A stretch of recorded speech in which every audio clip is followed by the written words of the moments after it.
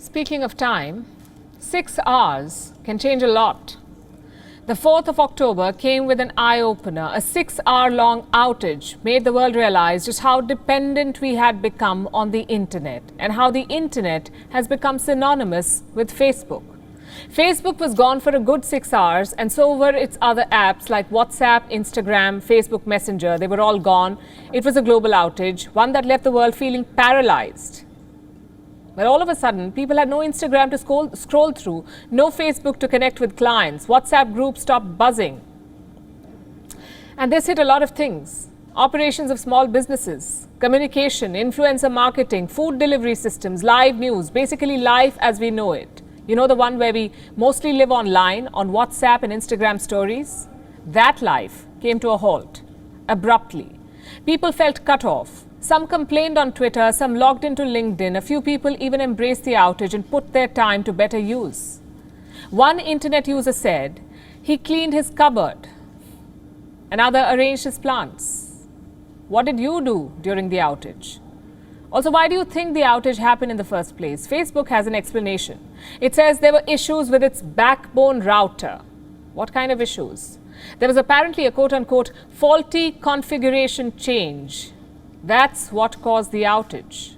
Now, reports say there was mayhem at the Facebook headquarters. Identifying the problem was a task in itself, coordinating the response, an even bigger one. And that's because the outage had brought down Facebook's internal tools too, like the communication platform that its employees use. It was down. Also down were employee access cards. They stopped working. Employees were locked out of their offices. They could not enter conference rooms. Some could not even call or make calls from official cell phones. Some had trouble receiving external emails.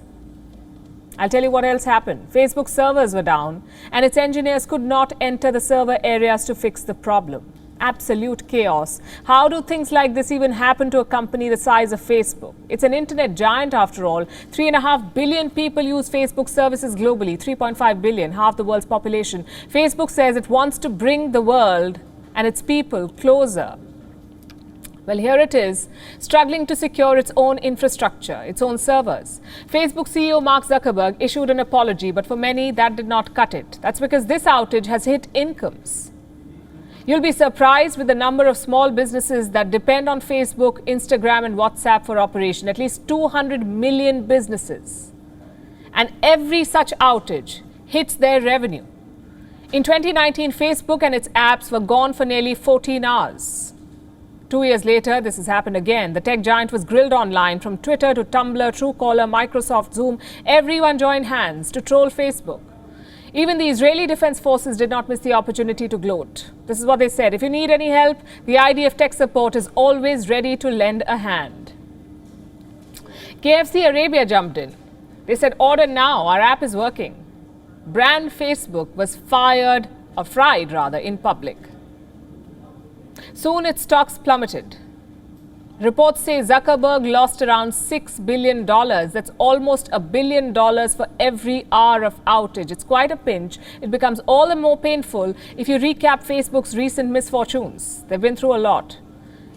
The company is already suffering in the hands of a whistleblower. Her name is Frances Haugen.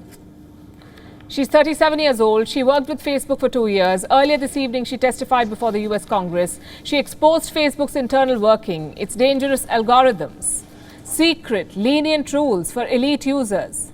She presented Facebook's internal documents to lawmakers, the media, and American agencies. And this document dump basically reveals that Facebook knew that Instagram was driving some teenagers to suicide, and it did nothing to prevent it. This whistleblower said, and I'm quoting, Facebook, in fact, over and over again chooses profit over safety. Well, that's a lot of bad press. Plus legal and financial troubles for one company, no matter how big. This is a huge problem.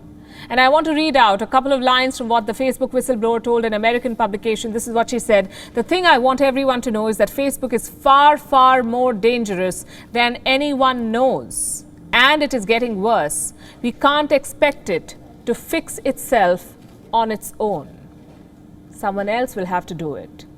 During the Senate hearing, She said that Facebook exploits children with its addictive tricks, that Facebook will haunt an entire generation. Listen to this. Facebook's products harm children, stoke division, and weaken our democracy. The company's leadership knows how to make Facebook and Instagram safer, but won't make the necessary changes because they have put their astronomical profits before people. This is Facebook for You, a company worth over $900 billion. It's privy to our personal data. It's a platform whose login ID and password we use for every second app on our cell phones and smart TVs.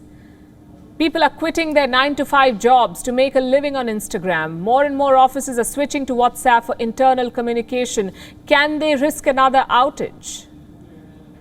Or should the world rethink its over-reliance on a platform like Facebook?